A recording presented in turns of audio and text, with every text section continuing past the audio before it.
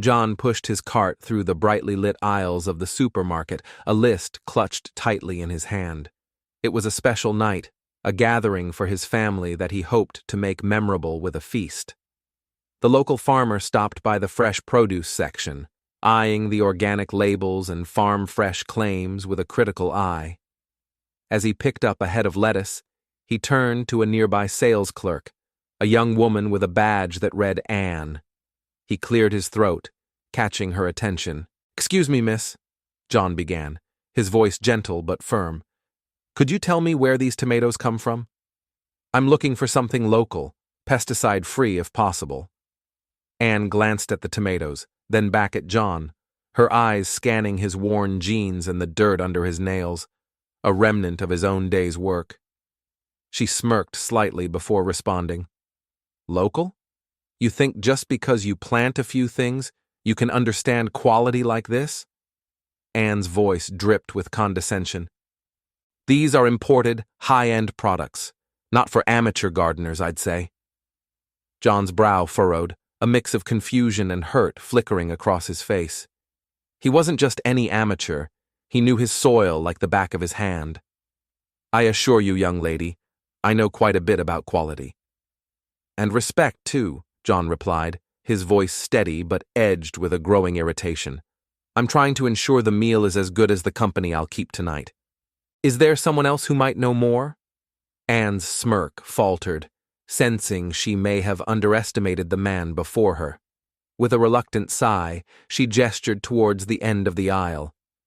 "Maybe you should talk to Bob, our manager. He deals with all the fancy requests," she said, air quoting the word fancy as if it were amusing. "Thank you, miss. I'll do that," John said, his voice calm but his disappointment clear. As John moved away, pushing his cart with a renewed determination, Anne watched him go, a flicker of remorse shading her features momentarily before she turned back to her duties. John found Bob inspecting some stock by the dairy section, his demeanor approachable yet professional. "Bob, hi.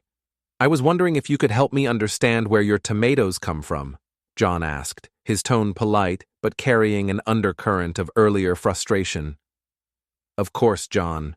Let's see what we've got here," Bob said, walking over to the produce section with him. As they walked, Bob glanced back, noticing Anne's distant gaze. Anne's new here, still learning the ropes and, evidently, customer service, Bob mentioned quietly, giving John a knowing look. John nodded, appreciating the acknowledgement. "We all start somewhere, I suppose. Thank you for taking the time." Their conversation shifted smoothly to the origins of the tomatoes, with Bob providing the insightful, respectful answers John sought. Meanwhile, Anne observed from afar, her earlier arrogance softening into a reflective silence. This encounter, though simple, laid the groundwork for the unfolding events, highlighting the clash of assumptions against the reality of genuine expertise and the inherent value of respect and understanding in every interaction. John's conversation with Bob at the produce section was proving fruitful. Bob explained the origins of each variety of tomato with a passion that matched John's own love for agriculture. As they spoke, Anne passed by, her steps hesitant. She couldn't help but overhear the respect in Bob's voice as he spoke with John. Anne approached, a frown knitting her brow. "I see you found your expert," she said, her tone sharp but carrying a hint of curiosity. "Yes, Anne. Bob has been very helpful," John replied, his voice calm but cool. "It turns out there's quite a lot to know about these products." Bob, sensing the tension, excused himself to attend to another matter, leaving John and Anne standing awkwardly. Anne watched Bob leave, then turned to John, her expression softening slightly. "Look, maybe I was a bit quick to judge. It's just, most people don't really care where their food comes from, you know?" John's eyes met Anne's, his gaze steady. "I understand, but I do care. It's not just about having fancy food on the table, it's about knowing what goes into our bodies. You work here. I'd hoped you might appreciate that." Anne shifted uncomfortably, the criticism hitting home. I guess I can see your point. Maybe I can learn a thing or two from you, she admitted, her voice a mixture of reluctance and newfound respect. Maybe we can learn from each other, John suggested, a slight smile breaking through his earlier frustration. Tell me, do you have a favorite recipe that uses these tomatoes?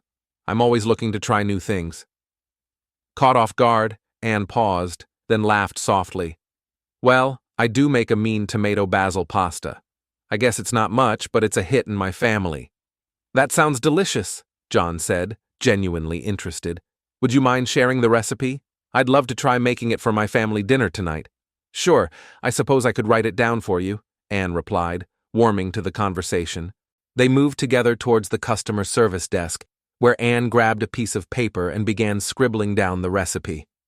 As she wrote, Anne found herself explaining each step in detail, from the perfect simmer time to her secret ingredient, a splash of balsamic vinegar.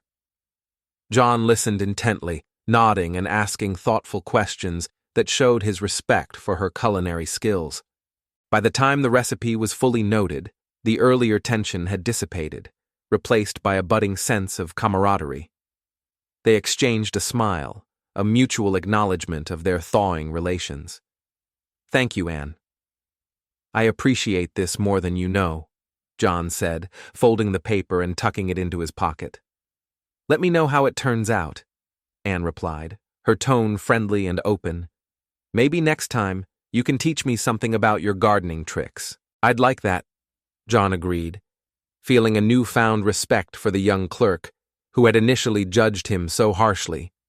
As John left the store, recipe in hand and a sense of satisfaction in his step, Anne watched him go, a thoughtful expression on her face. Perhaps there was more to learn, not just about the food she sold, but about the people who bought it. And maybe, just maybe, she had misjudged John, who turned out to be more knowledgeable and respectful than she had initially thought. Back in the produce aisle, the tension between John and Anne had reached a boiling point. After speaking with Bob, John felt more equipped and confident to stand up for himself, returning to confront Anne about her earlier comments. Other customers, sensing the growing conflict, began to gather around, whispering and watching. John approached Anne, who was restocking a shelf, her back to him. As he cleared his throat, she turned, her expression one of mild annoyance that shifted quickly to defensiveness as she saw his determined look. Anne, I believe there was a misunderstanding earlier, John started, trying to keep his voice calm. I am not just some backyard gardener. I am a farmer, and I take my produce very seriously. I deserve the same respect you'd give any other customer. Anne rolled her eyes, folding her arms across her chest.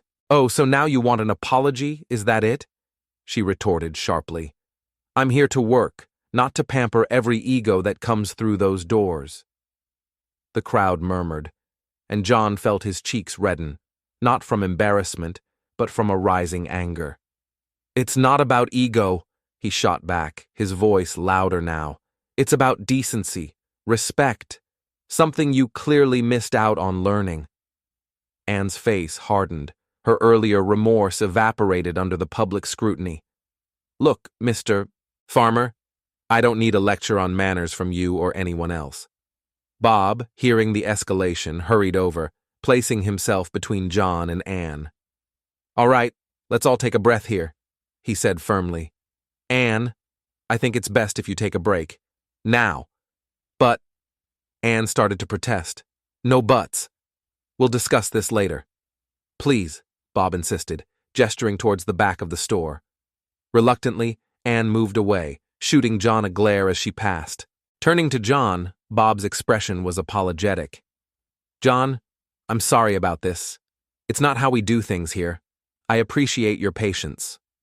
John nodded, his anger subsiding somewhat. Thank you, Bob. I just wanted some respect, that's all. As Anne disappeared into the employee area, some of the customers who had gathered began to disperse, a few patting John on the back or murmuring words of support. One elderly woman lingered, her eyes soft with understanding.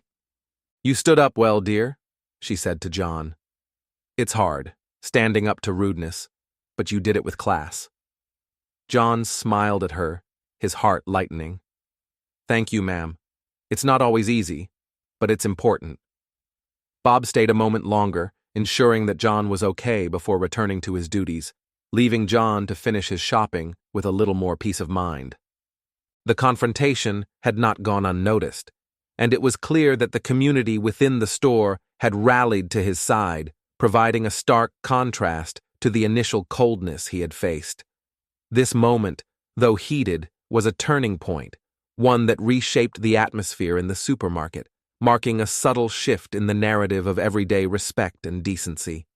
As John continued through the aisles, his steps felt lighter, empowered by the encounter. He knew that sometimes it was necessary to stand firm, to assert one's worth, not just for oneself, but for the principle of the matter.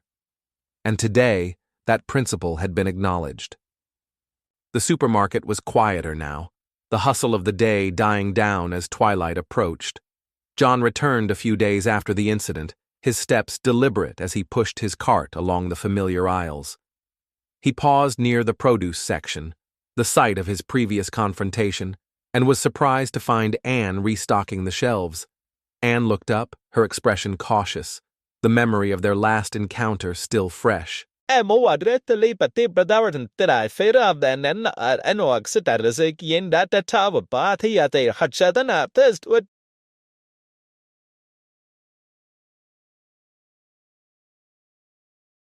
Who's okay as support of the anthems at a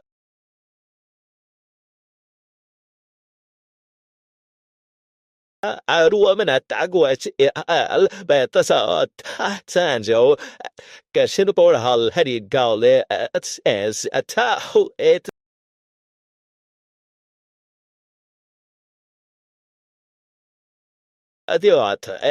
Anne smiled, a genuine smile this time. "I guess it's never too late to learn, right? Bob has been helping me understand better about our products and the people who come here." "That's good to hear," John replied, his tone warm. "We all start somewhere. I'm glad you're taking steps to improve." The conversation paused as a customer passed by, and then John continued. "How have things been otherwise?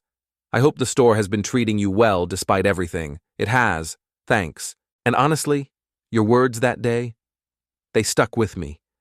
Made me think about how I interact with people, not just in work, but overall," Anne confessed, her sincerity evident. John nodded, pleased yet reflective. "That's a big step, Anne. Changing how we see and treat others can make all the difference. Keep at it." As they talked, Bob noticed them from the end of the aisle and decided to join. "I see you two are getting along much better," he said with a light chuckle. "We're getting there," Anne replied, a playful nudge in her tone. "Thanks to some real talk and a lot of patience." Bob looked at John, then at Anne, his expression softening. "It's what we do here: grow, learn, and help each other out. I'm proud of both of you for turning a tough situation into a learning opportunity." The three shared a moment of quiet understanding before John placed a few items in his cart. "Well, I better get on with my shopping." "Evening, Anne, Bob." "Evening, John." "And thanks again," Anne called out after him, her voice carrying a new respect. John waved over his shoulder, a smile playing on his lips as he moved on, his cart a little lighter than before. It wasn't just about groceries tonight. It was about mending bridges and growing, about understanding and respect. A successful trip by any measure. As he left, Anne turned to Bob. "You know, I think I'm going to like it here after all." Bob patted her shoulder reassuringly. "I knew you would. Just takes a little time and the right perspective." Their conversation drifted into the background, a testament to the day's end and the promise of new beginnings, not just for John and Anne, but for everyone whose path they crossed. The night of the family gathering had arrived, and John's home buzzed with the sounds of laughter and music. The kitchen was a flurry of activity, with dishes being passed around, each filled with the carefully selected ingredients from the supermarket. John stood by the dining table, proudly presenting the feast to his relatives.